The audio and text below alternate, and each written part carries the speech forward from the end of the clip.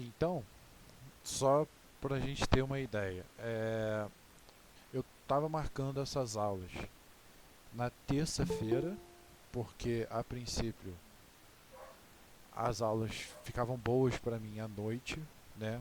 Tanto manhã quanto à tarde eu estou utilizando para poder fazer trabalho nos hospitais, né? Hoje eu tive uma reunião na maternidade em que eles estão separando uma área para possíveis infectados do Covid e para poder ser utilizado eles precisariam de respiradores.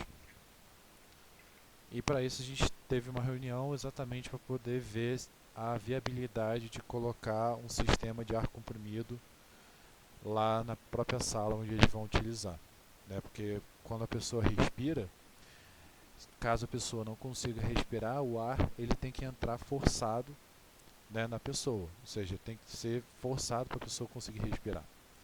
Então, tem que entrar uma quantidade de ar normal, igual que a gente tem ar comprimido. Entretanto, tem que entrar também uma dosagem de oxigênio, né? Porque se for só o ar, isso não funciona, não serve, né? Tanto para a pessoa poder conseguir respirar, tudo direitinho.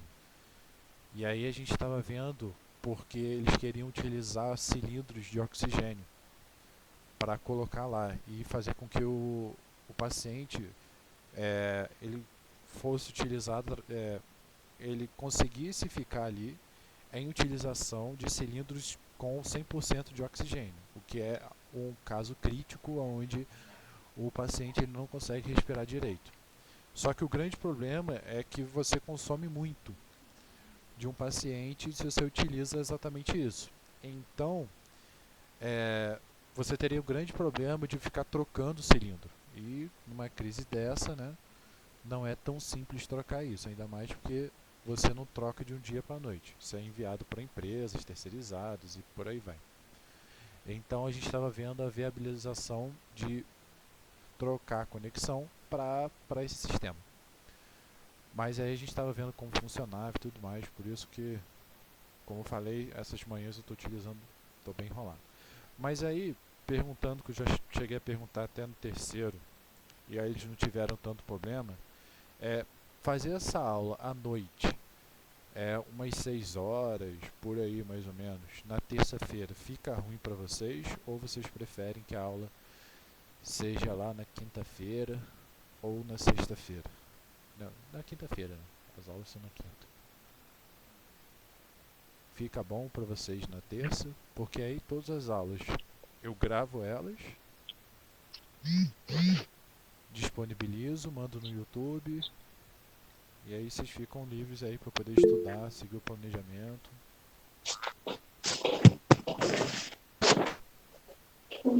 Você perguntou o que, professor? Se a gente prefere na terça? Isso. No caso a gente está fazendo quarta porque é um horário esporádico, porque realmente eu tive que resolver um assunto, digamos, de urgência lá nos bombeiros. Mas geralmente seria sempre terça-feira, 6 horas. Fica Tá ruim, bom, pode ser sim. fica ruim para vocês, porque de qualquer forma, quem não puder, né, é o que eu falei lá para o terceiro ano. Todas as aulas elas estão sendo gravadas, elas são disponibilizadas no YouTube. No caso, eu estou só mudando a forma com que eu estou gravando, utilizando outro programa. Vou ver se vai dar certo, mas provavelmente não vai ter nenhum problema. É, com relação às notas, as notas elas são baseadas na plataforma, ou seja, quanto mais atividade a gente fizer, melhor, porque eu passo, digamos, uma atividade. Por exemplo, essa atividade eu passei para daqui a 15 dias, que a gente vai ver se até se corrige um ou dois exercícios. Todos baseados lá na apostila. Aí, vocês fazendo essas atividades, eu consigo ter um parecer de uma nota, por exemplo. Ou seja, se a gente faz, por exemplo, 10 atividades, eu consigo fazer com que cada atividade valha 10 pontos. Né? Se a gente faz 5 atividades, cada atividade vai valer 20 pontos. E tendo uma quantidade boa, eu consigo ter uma noção, por exemplo, de como vocês estão indo nas atividades. Por exemplo, primeira atividade, muita pouca gente fez. Mas a quinta atividade, muita gente fez. Então, eu consigo dosar essa pesagem né, para botar para a quinta atividade, ela tem um peso maior. Então a ideia é que vocês façam essas atividades, enviem lá na plataforma. Caso não consiga enviar, em último caso, me envia por WhatsApp, tudo bem? Cada atividade tem um prazo de 15 dias e eu estou utilizando o próprio envio da atividade como se fosse a minha chamada. Porque aí, caso a pessoa não consiga, né, ainda mais para a gente estar nesse horário meio estranho, a pessoa tem problema de internet e tudo mais, ela não toma falta, né? Então, tanto essa parte de vocês resolverem os exercícios vão servir para a nota do bimestre, para a gente poder fechar em um futuro, provavelmente, bimestre aí, e também vão servir para ter a chamada, tudo bem? Então, que a gente vai fazer hoje? Vamos dar uma olhada no que a gente estava vendo. Basicamente, a gente estava vendo a parte da parte de calorimetria. Chegamos a ver. Então, as provas, eu estou pensando em me basear com relação nas atividades. Quanto mais atividades, é como se eu pegasse uma prova e dividisse ela em várias atividades.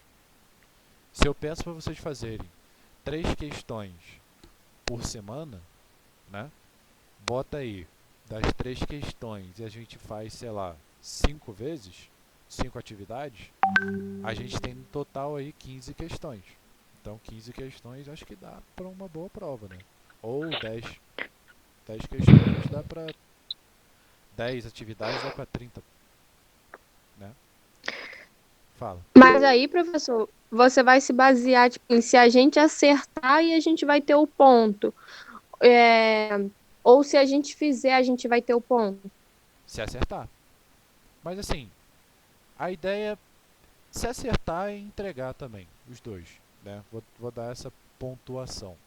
Porque que acontece? A própria apostila que eu estou entregando para vocês, ela já contém o gabarito.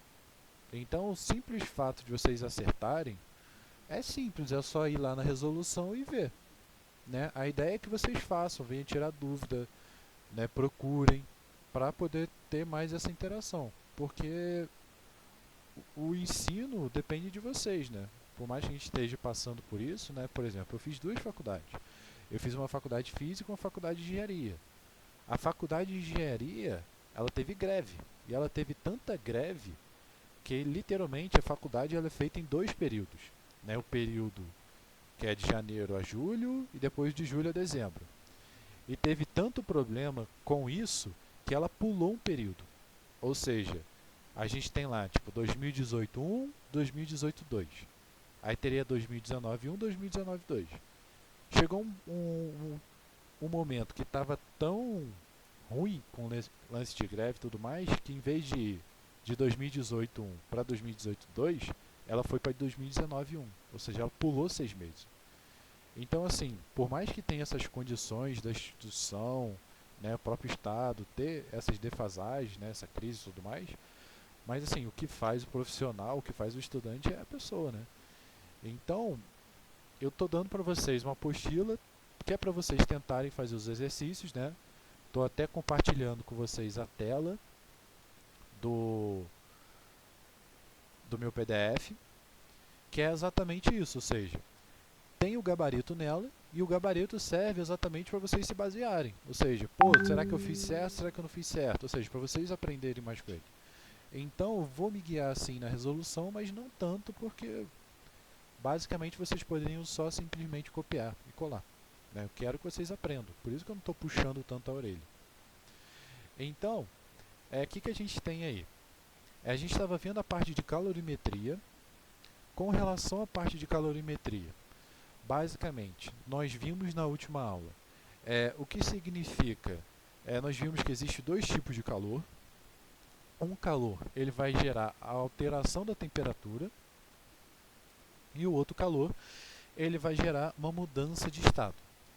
Então, eu passei esses exercícios para vocês me integrarem. Lembrando que tem uma atividade para ser entregue até dia 9, tudo bem? Né? Olhando aqui, ó, essa atividade é para ser entregue. São alguns exercícios, deixa eu ver. Aqui, ó, entregar dia 9. 403, 404, 405, 406. Provavelmente na aula passada eu cheguei a fazer alguma dessas questões. Então dá uma olhada lá nos vídeos no YouTube que tem a resolução dela. Para a semana que vem, que é dia 15, até dia 15 no caso, tem esse que é o 409, 366, 370 e a gente vai ter essa atividade que eu vou passar hoje. Então vamos corrigir pelo menos uma dessas questões, que é, por exemplo, 409. Então o que diz aí a questão 409, que é exatamente o que eu estou mostrando para vocês aí, ó. Ele fala: uma panela de pressão com água até metade colocada no fogo. Depois que a água está fervendo, a panela é retirada do fogo. E assim que a água para de ferver, ela é colocada debaixo de uma torneira, de onde sai a água fria. É observado que a água dentro da panela volta a ferver. Isso se deve ao fato de... Então, ele vai pegar, ó, depois que a água está fervendo, a panela é retirada do fogo, e assim que a água para de ferver, ela é colocada debaixo de uma torneira aonde sai água fria. Aí ele fala lá que a água dentro da panela volta a ferver. Então temos as alternativas. A água fria esquenta a água em contato com a panela, aumentando a temperatura interna. B. A temperatura da panela abaixo contrai o metal e aumenta a pressão interna. C. A água fria fazer com que o vapor dentro da panela condense, aumentando a pressão interna. D. A temperatura da panela baixa, dilatando o metal e abaixando a pressão interna. Letra E. A água fria fazer com que o vapor dentro da panela condense, abaixando a pressão. Então o que vai acontecer? A gente viu nas aulas, né, basicamente que o calor ele sempre vai sair do corpo quente para o corpo mais frio. Então aí eu estou duplicando a minha tela do computador e a minha webcam. Então, caso vocês vejam as anotações. Lembrando que todas as anotações elas são enviadas para vocês na forma de PDF. E também são disponibilizadas lá no Google Classroom. Então, o calor ele sempre vai sair do corpo quente para o corpo frio. Sempre nesse sentido. Então, olhando as alternativas, o que a gente tem? Água fria, letra A, água fria esquenta. Ao entrar em contato, a água fria ela não vai esquentar, muito pelo contrário, ela vai receber esse calor. Então não faz sentido. A temperatura da panela baixa, contraindo o metal e aumentando a pressão interna. Nesse caso, a pressão interna seria bem essa análise. Letra C. A água fria faz com que o vapor dentro da panela condense, aumentando a pressão interna. A pressão interna não vai aumentar, por quê? A pressão está associada ao movimento das moléculas. E o movimento das moléculas ele aumenta com a temperatura. Ou seja, quando a gente bota lá a panela de pressão, né, no fogo, o interessante da panela de pressão é o quê? Nós vimos na última aula que cada material ele tem uma temperatura de fusão, ou seja, uma temperatura que ele muda de estado físico. Então, por exemplo, a água ela sai do sólido e ela vai para o líquido a 0 graus. Isso ocorre a 0 graus. E ela sai do líquido e ela vai para o gasoso a 100 graus. Só que qual é a grande vantagem da panela de pressão?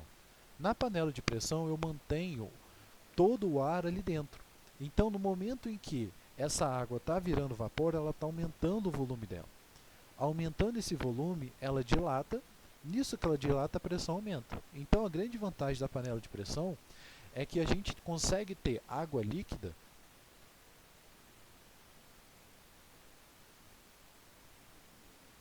a temperaturas muito maiores. Por exemplo, a uma temperatura de 110, 120 graus, que é mais ou menos a temperatura que ela chega. Então, por isso que, por exemplo, ela consegue cozinhar o alimento com uma facilidade maior. Ou seja, eu consigo pegar ali, por exemplo, uma carne, um feijão, e cozinhar num tempo menor, porque a temperatura com que ele está cozinhando é maior. Né?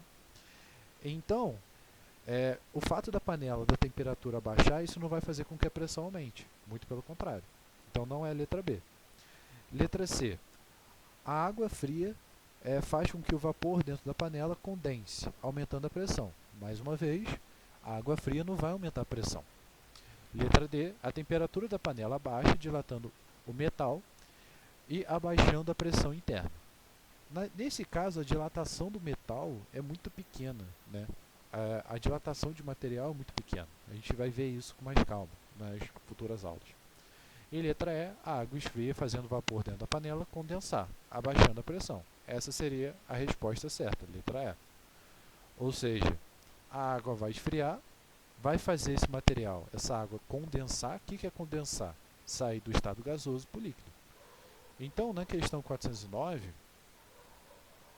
a gente tem que a resposta certa é a letra E. Deu para entender mais ou menos a lógica de como funciona? Pegaram mais ou menos a ideia?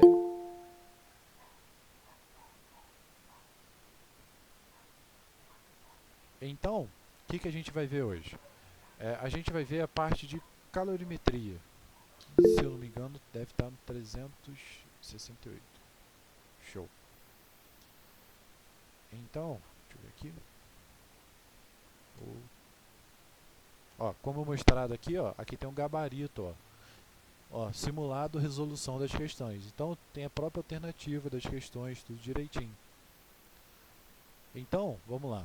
Eu tinha passado esses exercícios aqui para você, que é o que a gente vai fazer junto. Então, eu vou fazer com vocês, a gente vai ver pelo menos primeiro o conteúdo para depois fazer o exercício. Então, repara aí na minha webcam. Então, o que a gente vai ver? A calorimetria é o estudo do calor, ou seja, o comportamento do calor. E na última aula, eu cheguei a mostrar para vocês um gráfico que ele mostra exatamente como ocorre o calor. Ou seja, o calor ele ocorre através de duas formas. Ele faz com que ocorra uma mudança de estado e com que ocorra uma mudança de temperatura. Então, quando eu relaciono a mudança de estado,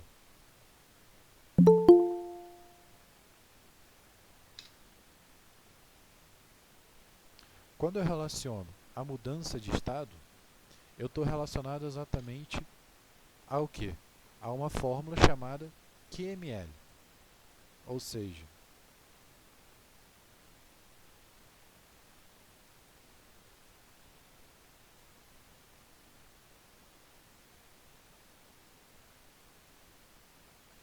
o Q para a gente representa a quantidade de calor, o M representa a massa e o L representa o calor específico. Ou seja, calor específico é uma propriedade do material. Desculpa, calor latente.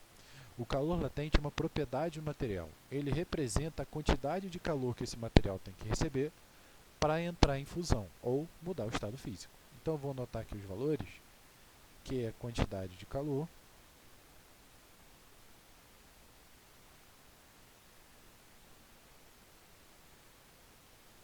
a unidade de calor a gente chama de cal, de caloria. É aquela mesma que a gente compra quando a gente vai comprar uma barrinha de cereal e diz lá, tem tantas quilocalorias. É a mesma coisa. O M é a nossa massa, que é dada em grama, e o L é o nosso calor latente. Eu vou tirar a foto e botar aqui na continuação da outra folha.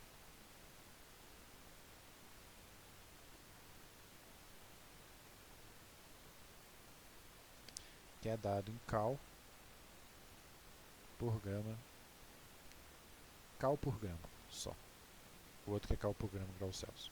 Então, sempre que eu tiver uma mudança de estado, ou seja, sempre que ele for mudar o estado físico dele, eu vou considerar essa equação. Já o outro caso que a gente viu, que é exatamente a mudança de temperatura, a gente vai utilizar outra relação.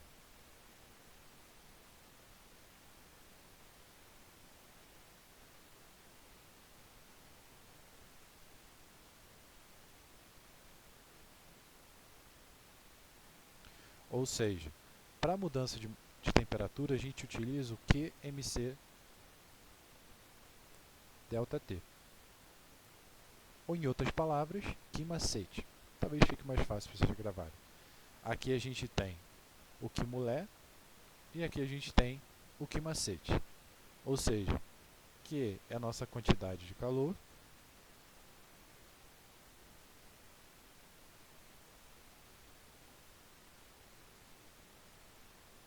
M é a nossa massa, dada em gramas,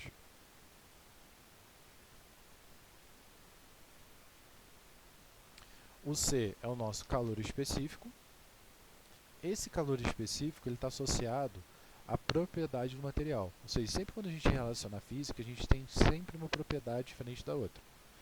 Tem que sempre levar em consideração o material com que a gente está trabalhando, por exemplo. Que eu vou falar um pouquinho mais.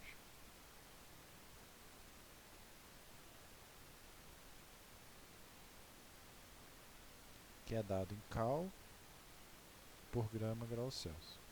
E ΔT é a variação da temperatura.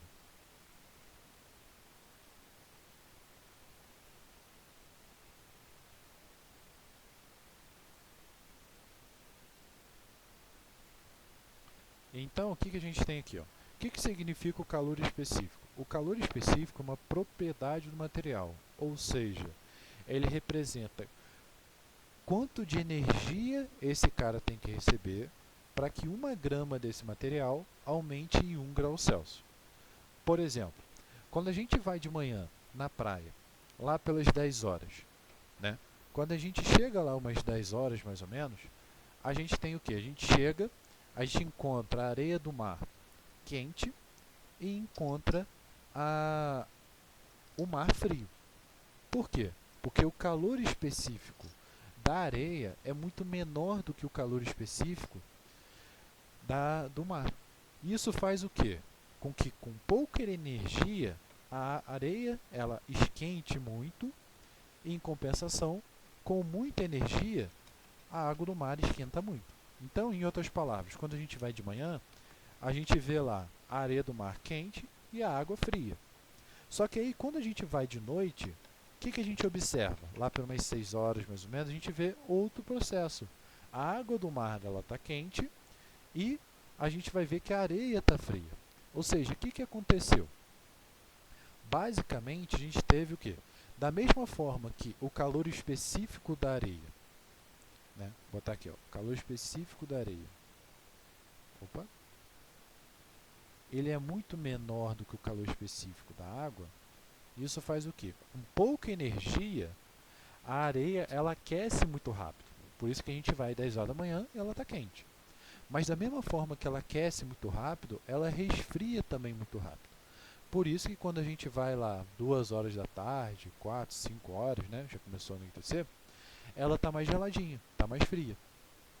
Entretanto, o calor específico da água é muito maior.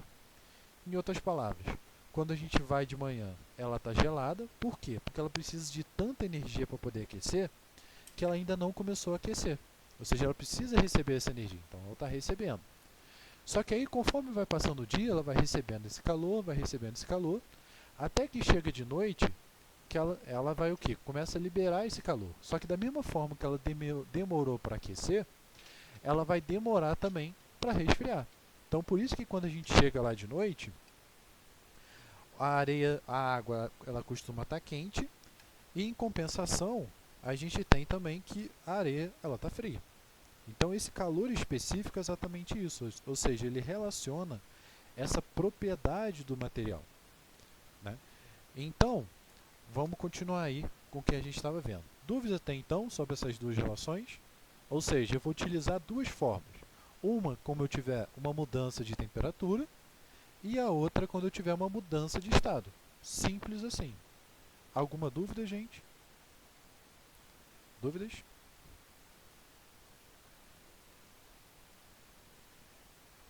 Tranquilo? Beleza. Então, vamos ver como que isso se assemelha a um exercício, por exemplo. Então, vamos lá para o meu outro link, onde eu tenho ali onde eu estou mostrando a minha tela do PDF. E o que a gente tem aqui nesse PDF? Vamos fazer, por exemplo, uma questão que eu vou fazer aqui com vocês, que é exatamente dilatação,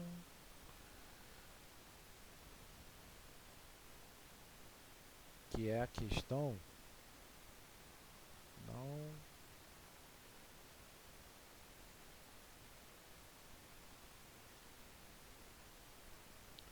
fazer uma questão mais simples. Aqui, ó. Vamos fazer, por exemplo, essa questão 373, né? Que é a questão mais simplesinha que tem ali. Então, na questão 373, o que eu vou ter ali? Na 373 fala, utilizando-se uma fonte de fornecimento contínuo de calor, aquece-se a pressão constante de 1 atm, 100 gramas de gelo, que são transformados em vapor superaquecido. A figura seguinte ilustra a variação da temperatura do sistema com o tempo. Então ele mostra lá, ó, ele dá o gráfico, copiar aqui o gráfico para depois mandar a fotinho lá para vocês.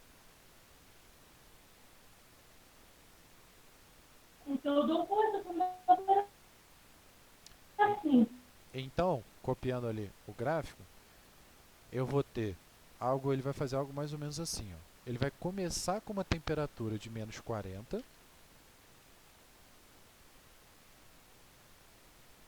Ó, ele começa com uma temperatura de menos 40. Ele vai estagnar num tempo T1, vai até um T2, vai subir até um T3, vai até um T4 e volta. Então, repara, no meu eixo X eu tenho o tempo, que tanto ele divide em T1, T2, T3 e T4. Então, o que a gente vai ter? A primeira questão ele pergunta, em que ocorre o intervalo de tempo ocorre a fusão? Então, a fusão ela vai ser o quê? Uma mudança de estado físico, onde ele sai do sólido para o líquido. E repara que quando eu tenho uma mudança de estado físico, a temperatura se mantém.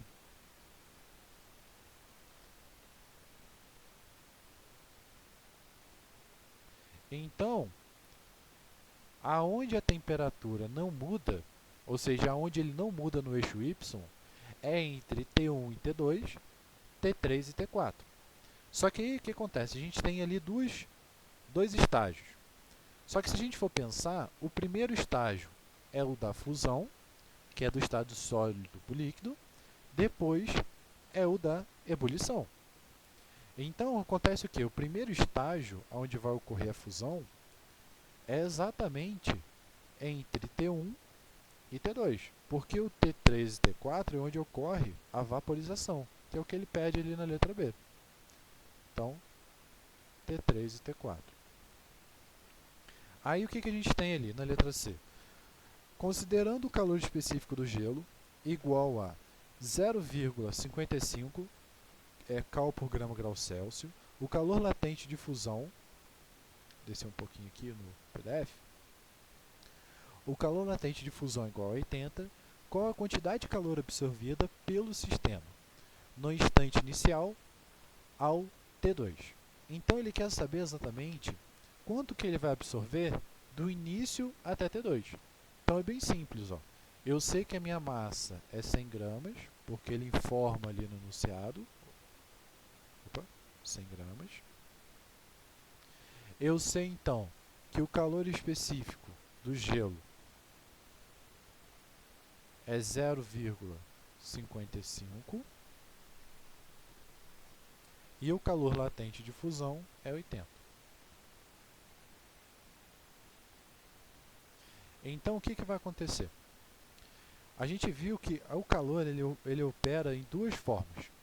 O primeiro, que ele vai ser literalmente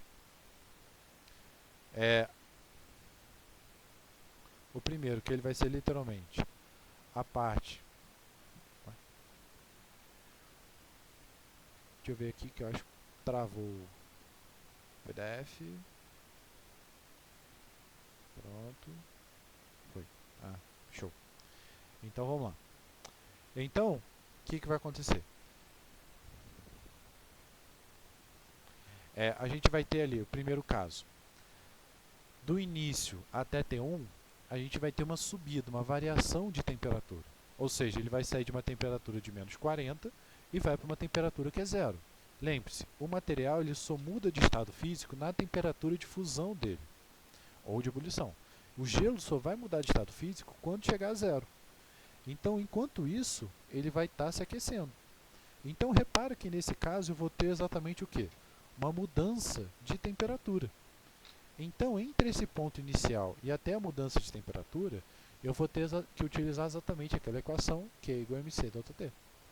Então, fazendo o esqueminha aqui na câmera, eu vou ter que ele vai estar a menos 40. O que vai acontecer com o meu gelo? Ele vai primeiro aquecer até chegar a 0 graus. Depois que ele chega a 0 graus, ele vai se converter em água. Exatamente a 0 graus, que é onde ele pede. Então, a gente vai ter o seguinte. De menos 40 a 0, eu vou utilizar a segunda equação que eu mostrei para vocês, que é o que macete.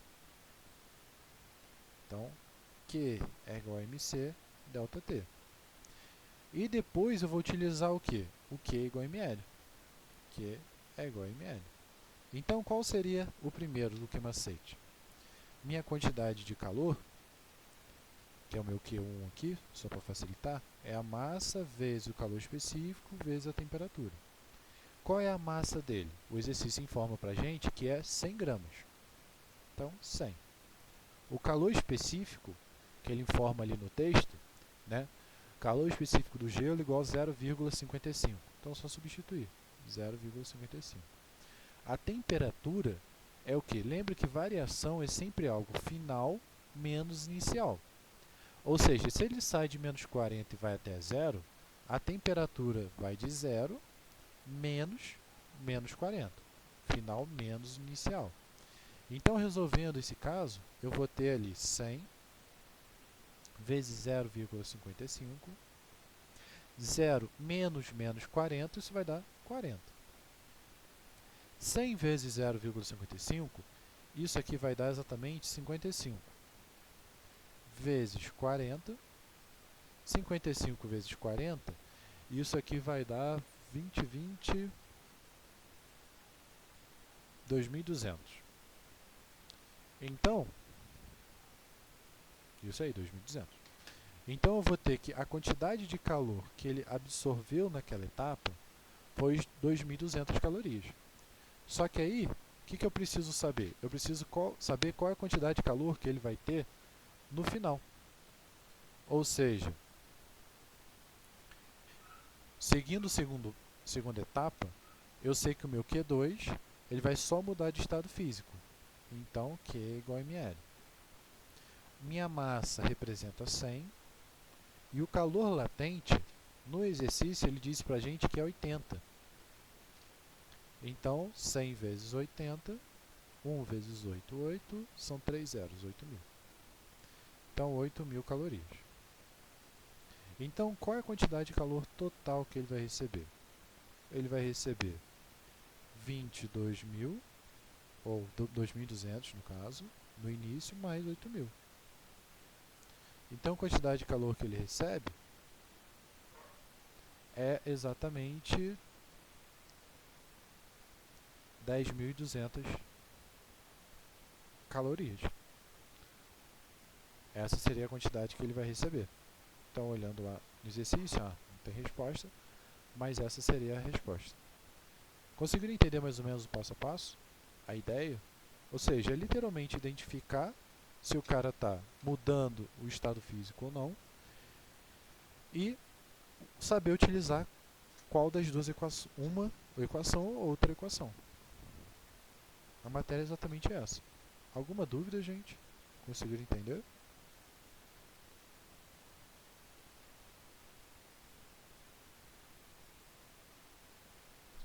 Show! Então, eu vou fazer mais uma questãozinha com vocês, para a gente não se estender muito. Então, vamos lá. Olhando aí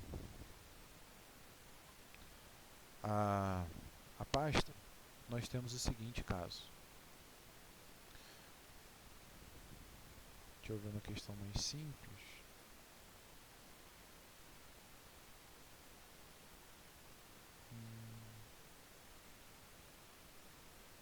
Não.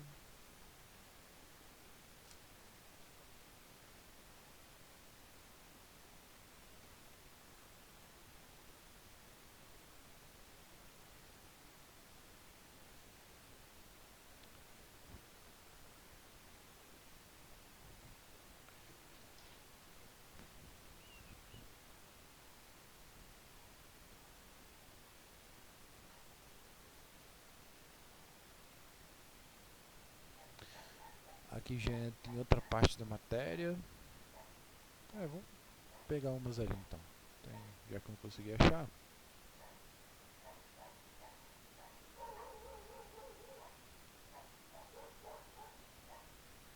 Esse aqui já é um pouquinho diferente.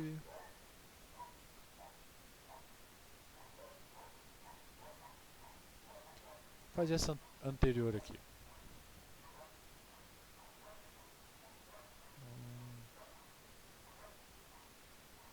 Pronto.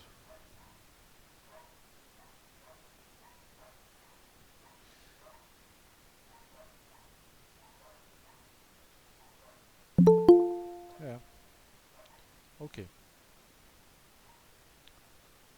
Decidi aqui qual vou fazer. Então vamos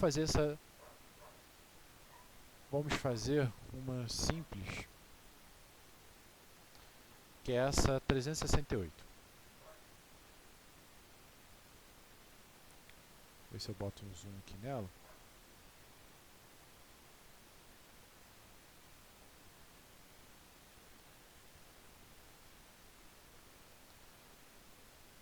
Diminuir um pouquinho.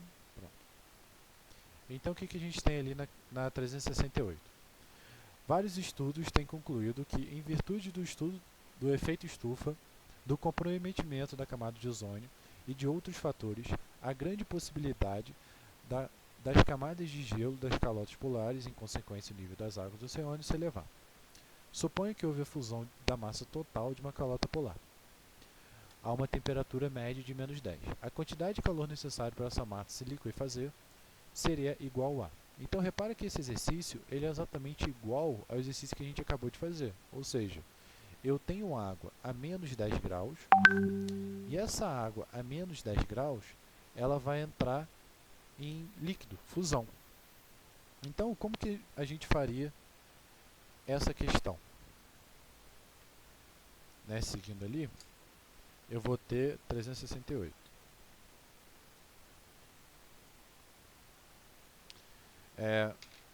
Nós temos que a massa ela é 4 vezes 10 elevado a 8 toneladas. Nós temos que a temperatura inicial dela é menos 10. Nós temos que o calor específico do gelo é 0,5.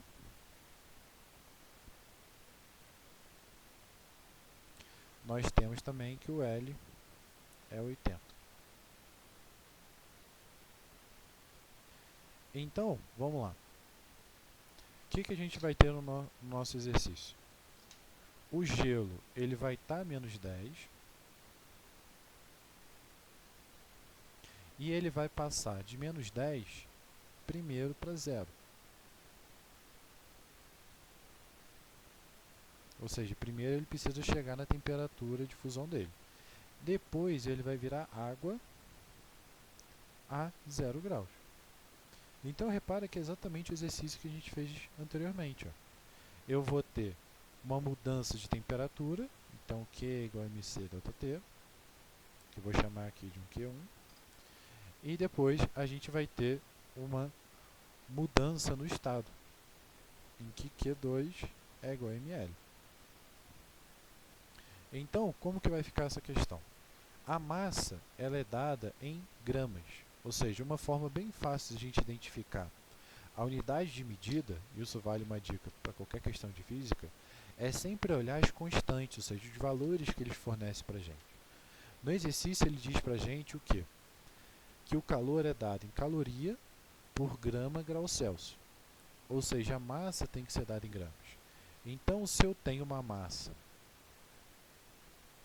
que ela é 4 vezes 10 elevado a 8 toneladas, eu preciso converter esse cara para grama. E como que eu faço isso? Uma tonelada representa 1000 quilos, ou seja, 10 elevado a 3 quilogramas. Só que 1 quilo representa 10 elevado a 3 mil gramas. Então, 10 elevado a 3 vezes 10 elevado a 3, isso vai me dar 10 elevado a 6. Então, na verdade, aqui eu vou ter 4 vezes 10 elevado a 8 vezes 10 elevado a 6 gramas. Então, minha massa, 8 mais 6, isso vai dar 14. Então, 10 elevado a 14 gramas. Então, vamos lá. Agora a gente consegue resolver. Então, meu Q1 vai ficar como?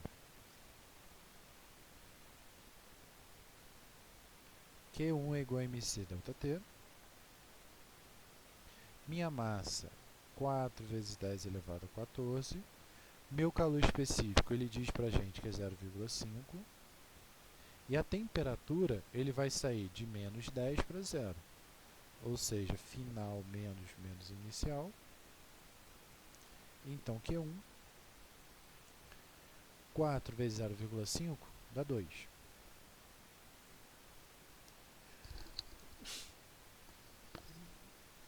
Então, eu vou ter ali, menos com menos vai dar mais, então vai dar 10. Então, eu vou ter literalmente 20 vezes 10 elevado a 14 calorias. Calculando o meu Q2, que é só mudança de estado, ml, vai ser o quê? 4 vezes 10 elevado a 14 vezes o L, que é 80. 4 vezes 8 dá 32. Adiciono 0, então 10 elevado a 14 calorias. Então, meu Q total vai ser exatamente 320, 10 elevado a 14, mais 20 vezes 10 elevado a 14. Somando esse cara, 320 mais 20, isso aqui vai dar 340 vezes 10 elevado a 14 calorias. Então essa seria a quantidade de calor necessária para as calotas de gelo derreterem. Né? Olhando lá a resposta, a gente tem ali, temos letra A, que é 32 vezes 10 a 9, B, 34, D, que é 32 vezes 10 a 5, e E, que é 34. Só que aí, ó, 340 é a mesma coisa que 34 vezes 10. Então, o que eu estou fazendo aqui? Eu estou somando as potências. Então, 1 mais 4, 15. Então, a mesma coisa que 34 vezes 10 elevado a 15. Logo, esse cara vai ser exatamente a letra D. Dúvidas? Conseguiram entender mais ou menos o raciocínio? Nesse caso aqui, a gente pegou uma das questõezinhas mais chatas, que era exatamente essa parte que a gente tinha que fazer em 2 etapas. Né? Às vezes a questão pede para fazer só uma etapa, algo do tipo, mas nesse caso aí é bom que a gente já fez até uma das questões mais difíceis que tem no enunciado. Dúvidas? Conseguiram entender? Então, só para a gente fechar aqui, como dever de casa, eu vou ter aí o seguinte caso. Deixa eu ver. Deixa eu diminuir aqui.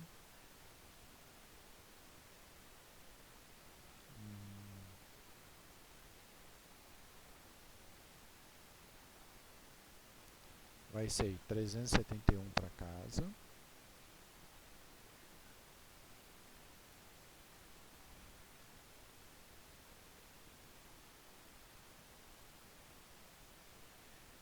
Mais o que? Deixa eu ver outra. 375. E mais uma questãozinha.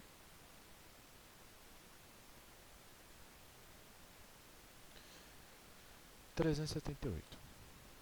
Que aí qualquer coisa eu faço 378 com vocês na semana que vem. Dúvida, gente? Alguma dúvida? Alguma pergunta? Fala. Vou pôr o show, vou. Eu mando lá no YouTube, no WhatsApp, mando no YouTube, mando no Google Classroom, mando em todos os lugares.